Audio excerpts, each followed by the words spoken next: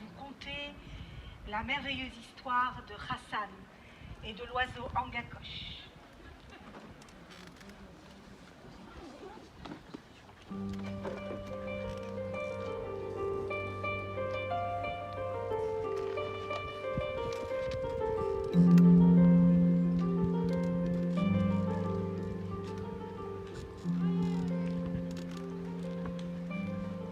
Le sultan Mourad a 3 fils, Ibrahim, Abdelkhaïm et Hassan le plus jeune.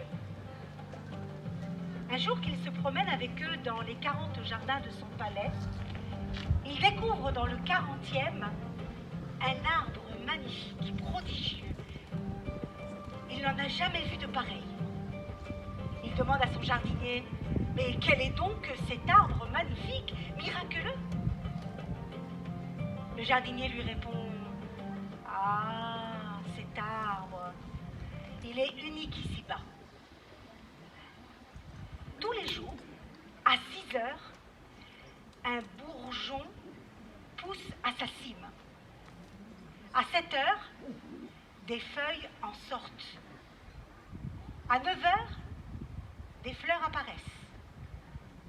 Et à minuit, un fruit. Alors, venu de nulle part, il y a un oiseau qui fend le ciel, fonce sur l'arbre et dévore le fruit. C'est comme ça tous les jours. Vous dire à quoi ressemble l'oiseau? Je ne pourrais pas. La cime de l'arbre est beaucoup trop haut pour que je puisse y voir quelque chose, surtout la nuit. Mais par contre, je peux vous dire qu'il s'appelle Angakosh. Le sultan réfléchit un instant, puis lequel de mes fils ira me chercher la fleur et le fruit qui se trouve là-haut dans l'arbre? Hassan, sans hésiter, en un geste, fait un pas. Le sultan le félicite, l'embrasse et repart avec sa compagnie. Hassan s'assoit au pied d'un arbre et attend. À 6 heures, il voit le bourgeon. À 7 heures, il voit les feuilles qui sortent du bourgeon. À 9 heures, il voit la fleur. Alors il s'allonge dans l'herbe pour mieux guetter le fruit et l'oiseau. Mais sans s'en rendre compte, il s'endort. Quand il se réveille, il a juste le temps de voir l'oiseau Angakosh filer dans le ciel et traverser la lune. Il n'est pas du tout content après lui. Il a failli à sa mission. Alors il décide de veiller un jour supplémentaire. À 6 heures, le fruit, le bourgeon. À 7 heures, les feuilles qui sortent du bourgeon. À 9 heures, la fleur. Il guette, il attend, la nuit est tombée. Ça y est, minuit arrive. Le fruit, l'oiseau, il a juste le temps de prendre son arc et une flèche. Il tire trop tard. Il effleure l'aile de l'oiseau et une plume en tombe. Voilà, oui.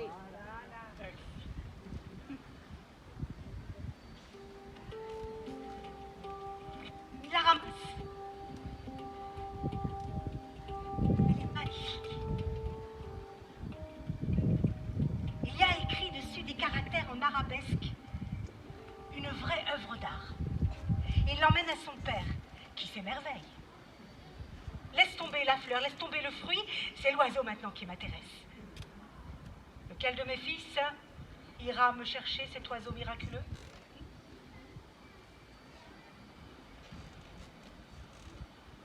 D'un seul geste, d'un seul pas, les 3 fils s'avancent. Et c'est comme ça que les 3 princes partent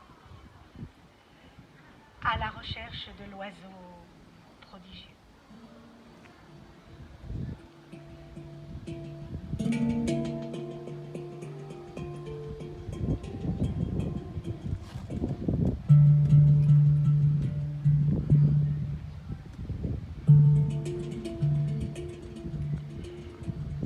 Après 3 jours de marche, ils arrivent au seuil d'un vaste désert. À peine en ont-ils foulé le sable qu'une tornade vertigineuse s'élève devant eux. Ils en tombent à genoux, les mains devant le visage. Et de cette tornade sort un homme, un être colossal à la tête de loup. Courageusement, Hassan va à sa rencontre. Donne-moi à manger, j'ai faim. Hassan lui donne un croton de pain qu'il avait dans la poche. L'homme loup le dévore et disparaît comme la tornade. Les 3 frères reprennent leur chemin. Ils marchent longtemps. Ils marchent jusqu'à la tombée de la nuit. Ils dorment à la belle étoile. Et le lendemain matin, ils reprennent leur chemin.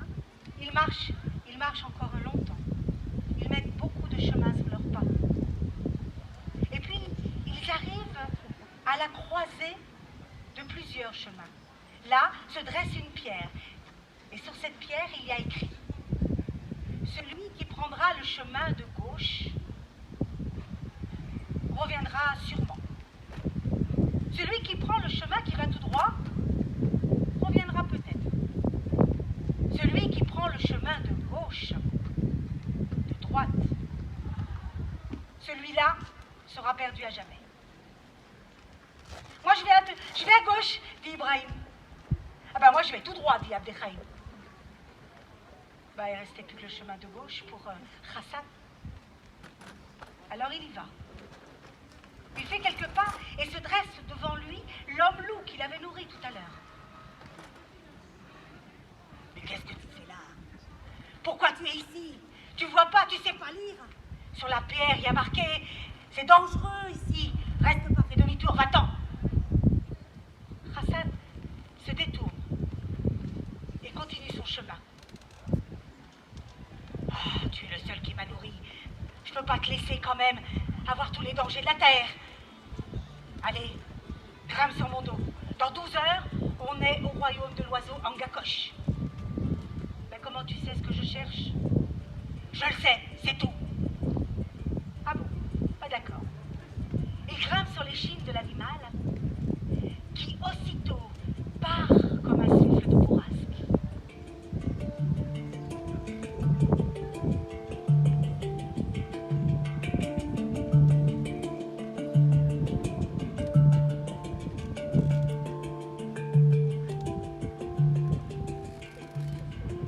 Le palais de l'oiseau Angakosh est gardé par des démons effroyables.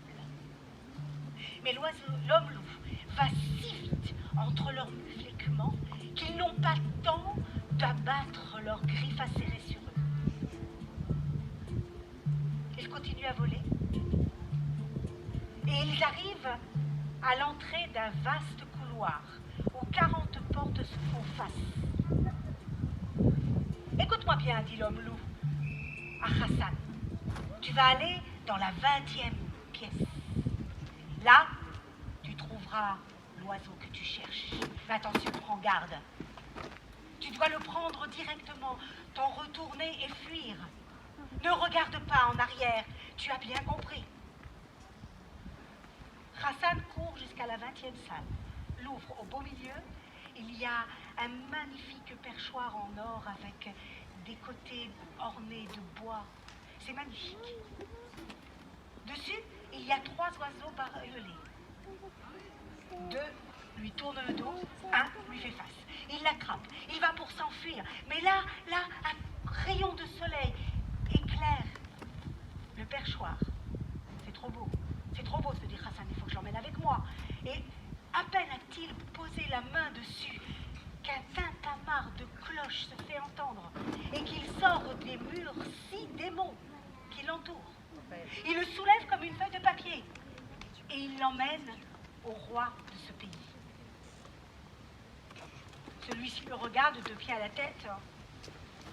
Il se dit que, comme les autres qui ont essayé de rentrer là, il va lui couper la tête. Puis il le regarde. Comment as-tu trouvé ce lieu secret, lui demande-t-il. Et Hassan lui raconte tout. Il lui raconte sa vie, il lui raconte ses aventures. Et il lui raconte ce qu'il est venu chercher. Ah, tu es un bel homme bien héroïque, lui dit le roi. Je m'en voudrais de priver le monde de ton beau courage. Je vais passer un marché avec toi. De l'autre côté de la mer, il y a une ville gardée par un monstre effroyable. Le prince de cette ville est très puissant. Et il est le père de 40 filles. Amène-moi la plus belle et je te donnerai l'oiseau en gacoche. Quand Hassan sort et que l'homme loup le voit bredouille, il rentre dans une rage effroyable. Comment? Tu ne m'as pas écouté? T'as pas suivi mon conseil? Mais tu n'es même pas digne de mon aide. Va-t'en, je vais te laisser dans toute la misère du monde. Ah! Ah! Bon, je vais t'aider encore une fois. Mais je te préviens, si la prochaine fois tu ne m'écoutes pas, je t'abandonne à ton triste sort. Allez, grimpe sur mon dos. Et ils partent.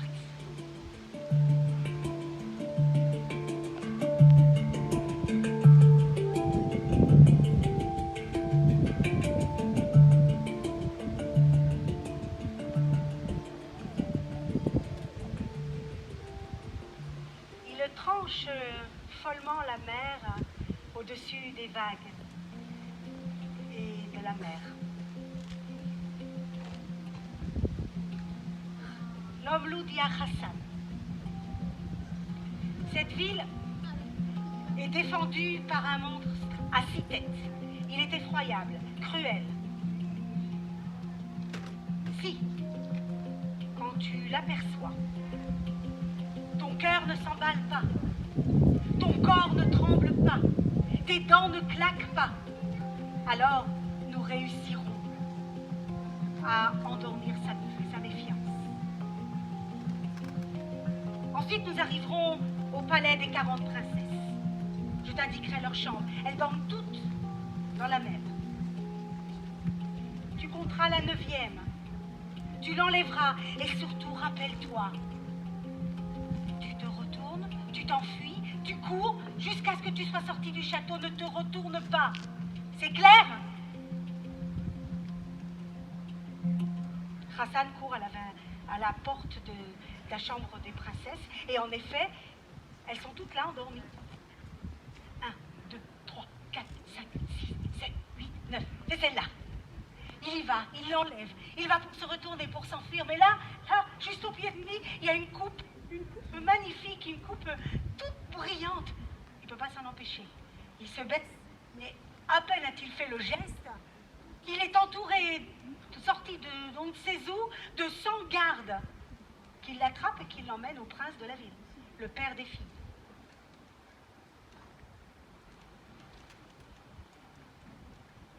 Hassan tombe à genoux devant le prince. Il lui tend son cou. Il lui dit: je ne mérite pas de vivre.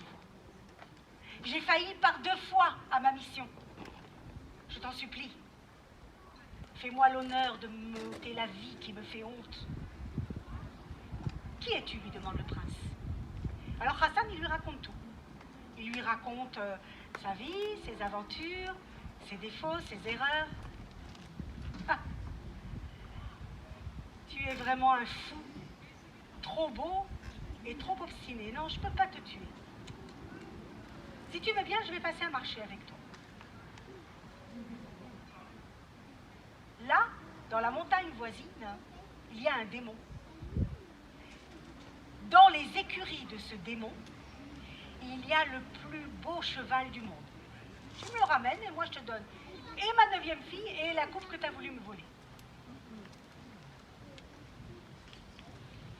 Par contre, quand il sort de la ville et que l'homme, le loup, s'aperçoit qu'il a les mains vides, il rentre dans une telle colère, dans une effroyable colère. Il se jette sur lui, il le griffe, il le mord, il l'attrape, il le jette dans la poussière. Il lui dit: tu es indigne, indigne de moi, indigne de mon aide. Pourquoi tu fais ça? Il le regarde. Hassan se relève, titube, vacille. Ah. Je vais t'aider encore une fois, mais une dernière fois. Allez, grimpe sur mon dos. Et ils partent.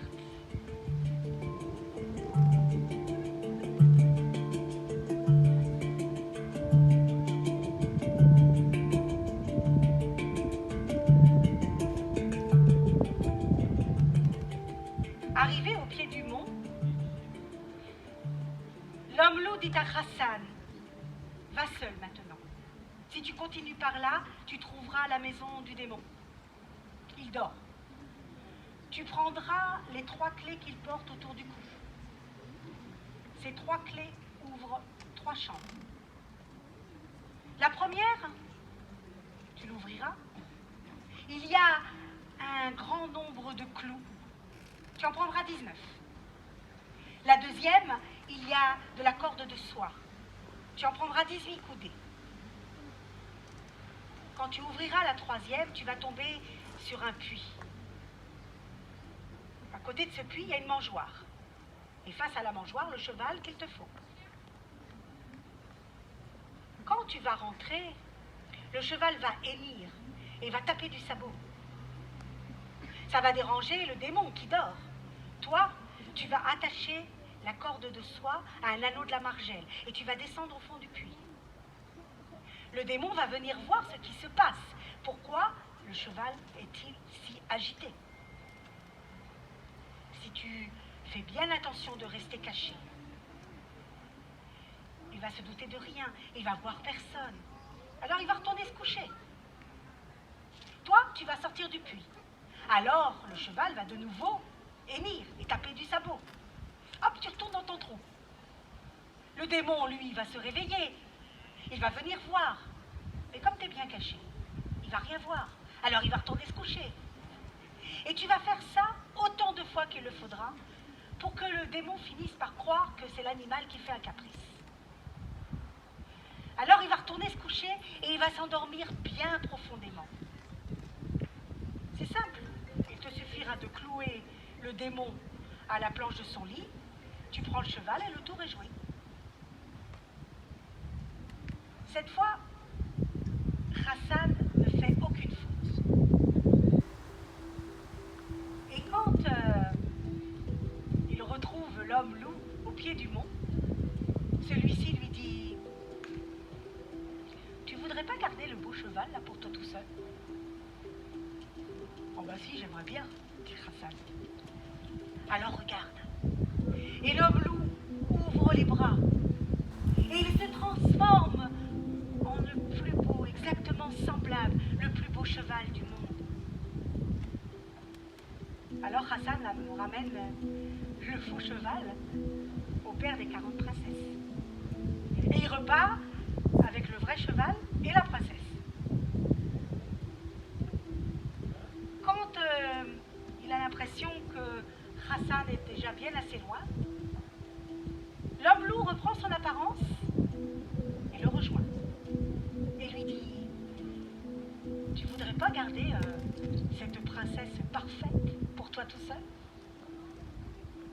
Oh bah si, j'aimerais bien, dit Hassan.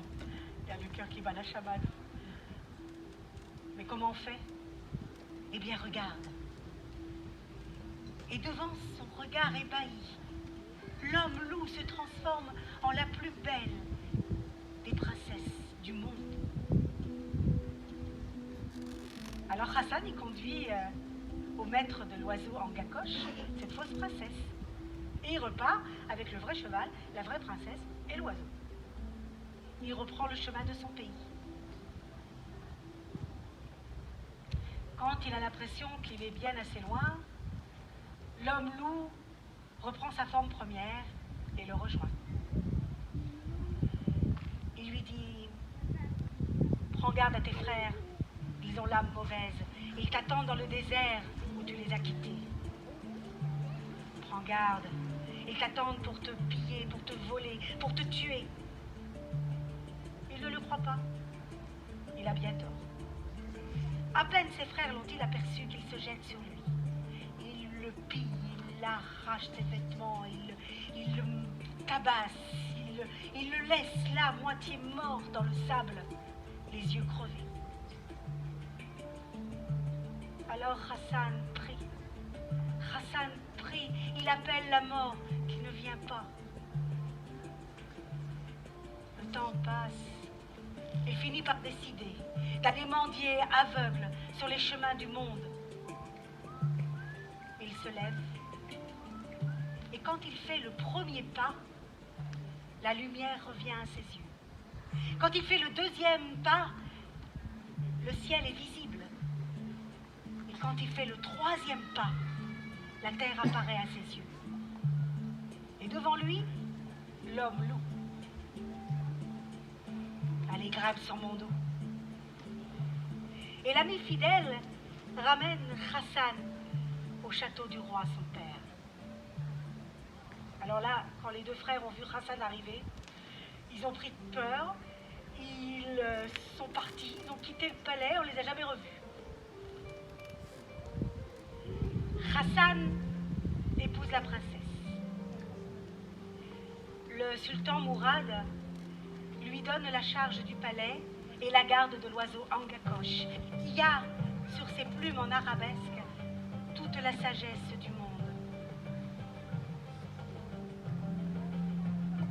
On dit que le prince Hassan, devenu sultan, a étudié toute sa vie dans la paix de ses jardins cette sagesse.